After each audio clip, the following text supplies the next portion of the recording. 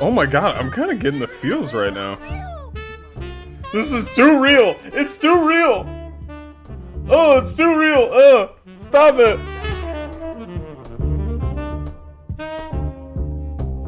I think it's good.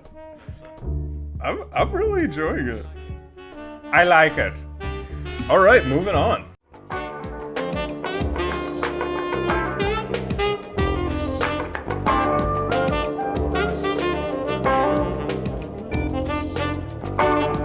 Welcome to Brett of the Wild. Brett. Ted, fix it. Make it say Brett of the Wild.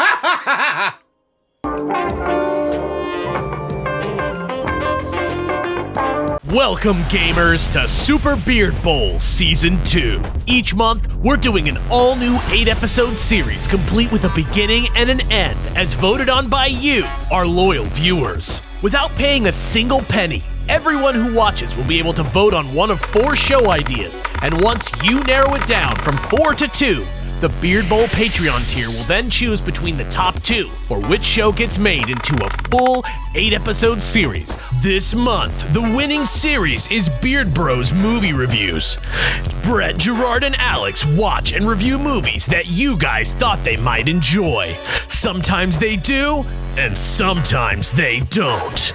The next public vote begins Monday, October 12th. So until then, just sit back, relax, and enjoy another incredible episode of Super Beard Bowl.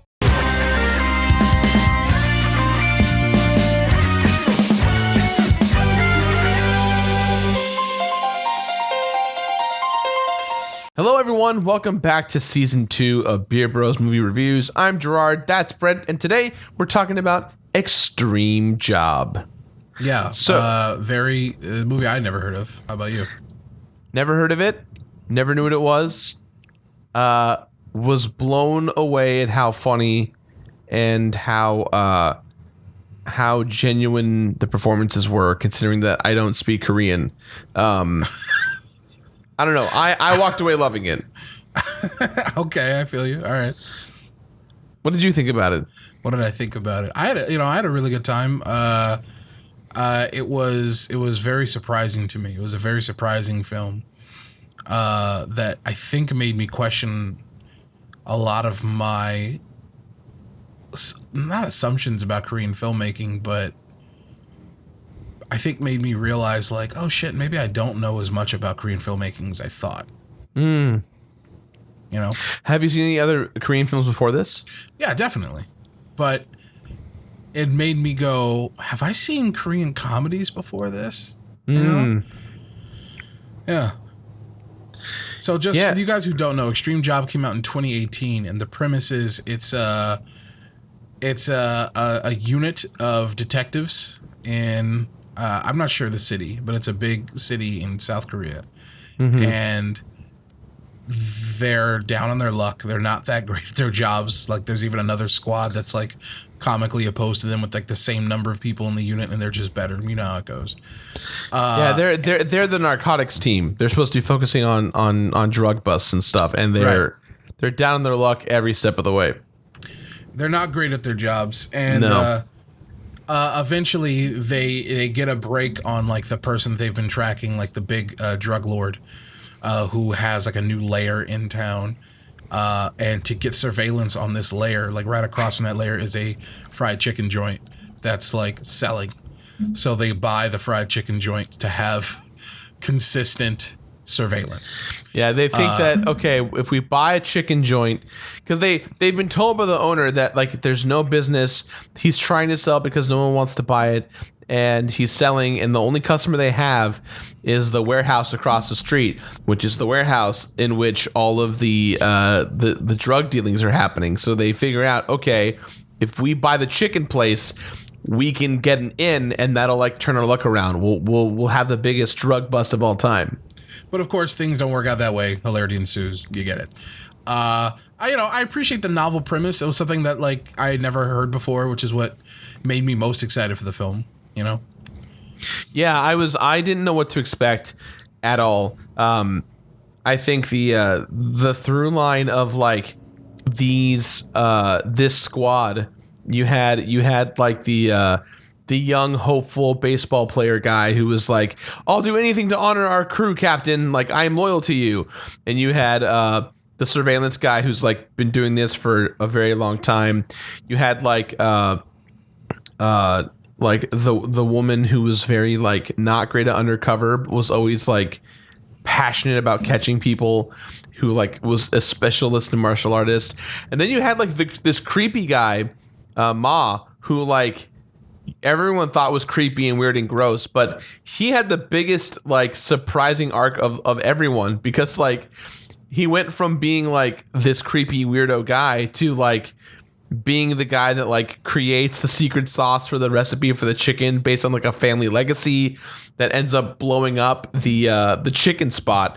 And then and he just becomes like it. The best part about this movie is that while we think everyone in the beginning of the film is like really bad at their job and down on their luck, we find out more and more that like these ragtag crew of people are actually really good at their jobs towards the end of the movie. Like they start to really show themselves like they're all great like martial artists and fighters and such, and they all have like really crazy intrinsic backgrounds that we were just led to believe that these were just no people at all, that they were just not, there was just basic ass cops that have no future, and yet they have like these intense backstories that we find out like towards the third act of the film, which was just so fucking funny. I think the thing that was most interesting to me about this film was how the thing that I find the most interesting and the thing that was the most surprising was how utterly easy it would be to have this film in the West. Yes. I was there. There's certain sensibilities that different cultures express and exhibit in their art and in their comedy, really, especially, right? Like, that's why there's such a thing supposedly as like British comedy. Like, I can definitely pick out like certain things that probably show up in British comedy that don't show up here in the States. Yeah. I assumed I knew this was a comedy going in, but I assumed I was gonna see some Korean comedy. And I'm pretty sure I did, right? But like that's what I'm saying. With this film made me realize like I'm not sure I'm very familiar with this. So the whole time I'm watching this film, I'm like, man, this film feels really familiar in terms of its tone and its direction.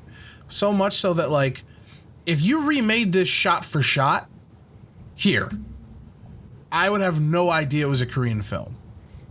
You know what I mean? As opposed to like, do you remember Death at a Funeral, I think it was called? Yeah. Do you remember? Okay, well, which one do you remember? Because there were two of them. There were two of them. Which one do you remember? The last one I saw was the new one, and that's not so that, in my so there was opinion. like the one from Britain that I think starred Martin Freeman. I remember seeing the trailer and I'm like, all right, great. And then there was the one that they basically redid shot for shot with like, I think Chris Rock, I think. And like, it's incredible that like they took that movie and redid it shot for shot. At least it was at the time. Now I don't put anything past Hollywood, right? But at the time I was like, can they do that? Can they just be like, nope, we are taking that. Same thing with The Office, shit like that. But I'll tell you this much. When they reshot that shot for shot with that movie, I was like, oh, I can still feel some of the Britishness here, right? Yeah. If you did that with this movie, I'd be like, yeah, this is an American movie. That's how familiar the tone and direction of this film felt. It was so familiar that I was scratching my head the whole time, being like, I asked myself a couple questions. I was like, is this American cinema influencing Korean culture? Are these the same outside influences, like subtly influencing both cultures, like at the same time? Or is this like evidence of some sort of like homogenization when it comes to Hollywood as well as like mainstream Korean cinema? It could be all of the above. I don't know. Yeah. But I'll tell you this much. As I'm watching this movie, I'm like, Jesus Christ, Like, I've seen this type of comedy so many times before, and it's not my favorite type of comedy. Don't get me wrong. I enjoyed the hell out of this movie. But I'm sitting here like, okay, if this movie was made in America, I'll tell you exactly who they would cast in each fucking role, right? Sure. Like, the captain, I'm like, okay, that's Will Ferrell. They would have cast him in that role easily. You know what I mean? Sure. He's right there. And fucking Ma would be Danny McBride. Easy. Fucking, you know what I mean? Yeah. Like, in Jung, she would be like, do you know that chick who's like in everything now? She's like kind of a chubby chick with blonde hair, and she usually has like a bad attitude on her face.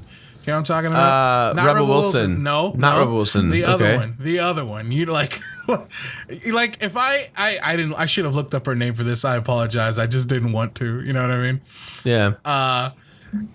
So on and so forth. You know what I mean? Like they could easily. I think that was fascinating that this movie could so easily be just translated to like. I would be surprised if we don't see this remade for us. You know, it's. I want to say I do agree with you that it could easily be remade, but there was just something. I think what sold this movie for me was, and this is the same thing, like when I interviewed Miyamoto about Star Fox and Zelda, when I talked to him, he understood English completely, but would always respond in Japanese. And so like it felt like I was having a genuine conversation with him because he would interpret it in his language and then be able to export in his language, and then someone would translate to me. Even though I didn't understand what he was saying, I felt like what he was saying was connecting with me in a way where I was like, his intentions were clear, what he wanted to talk about, like how he was feeling about it. And that's what this movie is. Like, even though we're reading subtitles in Korean, or from Korean, right, to English, about what's going on, the acting, in my opinion, was so solid. You can see, like, if there's a punchline that's like being set up from a character or a genuine moment, like, it was so well conveyed that I just felt that I cared so much about everyone because about their performances. And I think that's just such a that to me was, because I've seen a lot of foreign films, and I haven't really had a connection as strong as that, like I did have with this one. Interesting. And and I think it's just because the slope of the film, like how everything kind of started, of like their descent as a bad crew team, and then like their subtle rise. Like Ted was watching the movie with me, and the minute that like they were being offered to be purchased by like this random company, I immediately called the film. But it was so funny just because I was like, this is a genuine place to go. So as the movie goes on, when the cops buy the chicken place, first off, the police force won't give them a budget to buy the chicken place. So the captain of the crew buys the chicken place and he owns it. And they're trying to infiltrate these drug lords, but in return, they actually end up becoming a very famous and successful chicken franchise in this town, so much so that it forces the drug lords they were trying to infiltrate to leave the city because there's too many people in the town eating the chicken. And like that premise alone just made me lose my shit. But to then have like the drug lords like be like, we need to spread our drugs throughout the city, and their distributor being like, what if we just go to this chicken place and have them distribute the chicken after these guys have like been on suspension? The idea that these cops went from infiltrating the bad guys to then being the sole responsible reason as to why the bad guys were spreading the drugs was just something I could have never have predicted in terms of like the premise of this film. And when I saw the road they were building towards, I was laughing and connected the whole way through. The first third act of the film, I was really kind of like not really sure. I didn't know it was a comedy. So couldn't you tell, like, from the first scene? I knew it was a comedy the minute that like Ma is on the bike and he's like shittily turning and looking at everyone and they're running in slow motion. Like, what the fuck? Like, so wait. Like the moment, like the first scene, like the first thing we see is in blackness. You hear police radio chatter of like, okay, we're gonna rappel in the fucking window. Let's go. Yeah. And then like when the gangster opens the window because like the two cops have failed to rappel in and they're just hanging there helplessly. You didn't know it was a comedy then? No, because for me, I think what it was is that I didn't really understand what the launching point was. Like, to me, I thought it was like two people who were like trying to be badass cops, being like, "Hey, we're here. We're gonna take you down." Like, I didn't see it as like to me, I thought it was like an action film where these two cops are like, "Hi, we're gonna come and destroy you." To me. And it's not like you're saying it took you that much longer to realize it was a comedy. That's literally because minutes later is when But that's still fascinating to me. That like, that small language barrier probably is responsible for that. That's interesting. Yeah, which is hilarious because I went back and I watched the intro this morning and I laughed so much more because I understood where the direction of the film was going. That first opening scene, I felt a little muddled, and it wasn't until that moment where Ma looks in slow motion. He's like on the bike driving by the other teammates as they're running, and he's going the same speed as they are. Mm-hmm. And the four of them are like so mad at him, and then he speeds off. And the fact that like they have this gigantic car pile up, and the bit with the bus keeps coming back about how they caught people with this bus, like. Mm-hmm. And then like this was a movie that I was not expecting to make me like it, and I walked away really enjoying it. So you didn't have expectations for this movie. You didn't think you would enjoy it that much. Well, I didn't know what it was about. I didn't read anything. Like I didn't know that. I tried to just not do any previous research and like go with an open mind. And so I didn't know what to expect. I didn't know if it was I thought it was an action film by all means, which it definitely is. But I didn't think it was going to be as funny as it was. And it was a genuine surprise to not only have it be funny, but to see the relationships play out in the way that it did. Mm-hmm. I think that this film has like a few, like I could probably count them on one hand, like a few moments of like, that's brilliant. Mm-hmm. And I think those moments come when the film feels the least like tonally like the stuff that we get here all the time. Mm-hmm. You know, everything in that fucking wheelhouse, that nebula, that cloud of like Paul Feig, Apatow, Farrell, like all them motherfuckers, right? Yeah. This film feels like that to me a lot. But the few moments when it doesn't happen to coincide a lot with like, that was actually brilliant and probably the best thing in this film so far. The first Can you give me an example? Yeah, the first time I chuckled, like legitimately out loud, was like, was when there's a moment like the timing is the time. You know, like I don't want to dissect the whole scene for like why it's funny, but there's a moment when they're in the chicken joint first trying to stake out before they buy it, first trying to stake out across the street, and like there's nothing, like no one will come out, they can't see the gangsters, they're just waiting, and like someone's in the middle of a speech like, we need to leave, this isn't gonna add up to anything, they're never gonna look, there they fucking are, and like that, you know, the timing of it was perfect, it was shot perfect. And then, like, right after that, they're all ducking down low so they can't be seen by the gangsters. And they're all super left side of the frame, and it's a wide shot. And on the right side of the frame, the dude bringing them the chicken, far right side, he has it, and he sees them all ducking down, and he's, like, confusedly like, oh, we're ducking. Okay. Like, yeah. That's brilliant shit, and I guarantee you, like, it wouldn't be shot that way over here. Yeah, that they would have cut to that motherfucker. He would have set a line, and I just appreciate this, like, you know, the way that it's shot is maximizes the comedy of that. Yeah. Same thing with like not long after that, there's a shot where the captain's wife is tired of hearing the word captain because he's been a captain so long and he used to get promoted. Yeah. And then it's like crescendoing. There's a climax finally. And then finally the climax is with his daughter coming home being like, I made student captain today. This motherfucker immediately gets up like, no, we got to leave. And it's just good. It's just good timing. Once again, over here, they would have made that. The timing wouldn't have been as quick. They would have held on that daughter far longer. They wouldn't have moved as fast as they could have. And I appreciate that. And I think the last thing, like one of the last things that like I really appreciated was once again, It's something that over here, I've never seen it before. Like this idea, like I think the originality of it made me chuckle. Something I've never really seen before, and I think if they had done it over here, they would have like had them like talk about it with like 2 like fucking reverse shots over and over, really fucking boring.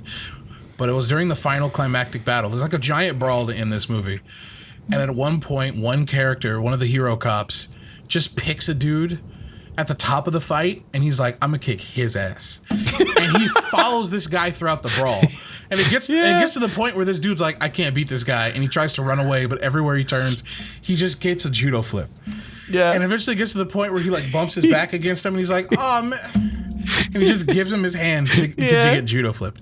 Yeah. And I've never seen that. Like the idea of one dude stalking another dude in the middle of a giant melee is very funny. Once again, though, what I appreciate about it is that it's the originality, as well as like they could have done that in a lot of different ways. They could have had the dude be like, "Oh man, what are you doing?" You know what I mean? Which like they do at some point, but it's they play the subtlety of it. They maintain the subtlety of it a little bit more than I think they would have done here. So I appreciate that. Once again, I feel like this movie, besides being quite entertaining, more so the movie I felt was very familiar. It felt like something I've seen a million times over here. Yeah. But there were a couple of moments where I'm like, this is somewhat a little bit different, and those are the parts I appreciated the most. I think one of my favorite moments in the film was when, they sell the chicken place to the drug lords for the franchisee opportunities, and in their contract, they're allowed to like still maintain hierarchy, quality control over everything. Mm-hmm. And so there's all these news reports that like the restaurants are actually bad. The original one's the only good one. And they're suspended from the force. Their significant others all hate them. Like all they have is this chicken place. And they actually all love working the chicken place, except for the surveillance guy. And there's just this scene where they all come together and they treat the chicken place as if they're cops. And so, like, they all just break out in a team of, like, all right, you're promoted to cook. It's your responsibility to cook the recipes and advertise and make sure you do it. Right. Because you're the new guy. And then, like, the surveillance guy is like, I need you to go and track all the chicken deliveries and see why people are not eating the chicken. Like, they have this, like, military plan of, like, all right, Ma, you're now promoted. You're now the overseer of the franchise brands. You're to go to each restaurant and tell them why their chicken is shitty and how to make it better. And like, I love it. Like that's the catalyst for them discovering the entire drug ring. And it was just so genuine because, and that scene's brilliant because at the very end, the captain's wife walks in and goes, "I thought this was a chicken place, not a police station," and it just goes to show that the relationships between these characters are all super genuine. In the beginning, you kind of feel like they all hate each other, but immediately, very quickly, they learn that like Captain or Captain Zombie is like the person that they trust and give their being to. Even the surveillance guy is like, I hate chicken. I think it's stupid. I think it's a waste of time. But you're my captain. I'm showing loyalty to you and the team. And then that leads to my absolute favorite part in the film, where the woman installs a husband tracker on Ma, and her and Ma, this whole film had been on opposite sides of the spectrum of attraction and connection. And the fact that like she installs it without him knowing, putting the husband tracker on his app when he gets kidnapped by the drug lords. And she's freaking out. She's like, we have to find him. We have to find him before anything bad happens. And they're like, yeah, we have to make sure that he doesn't die. And she just goes, die? No. I'm not worried about him dying. I'm worried about them dying. And that's where the through line starts, where it's like, oh shit, every single person on this team is like a martial arts, Muay Thai judo specialist. And just you see this like tonal shift of like, the from the losers to the winners. And I just loved seeing the pacing and the moments built up to that. And I think you said earlier that this film feels familiar to you, Brett.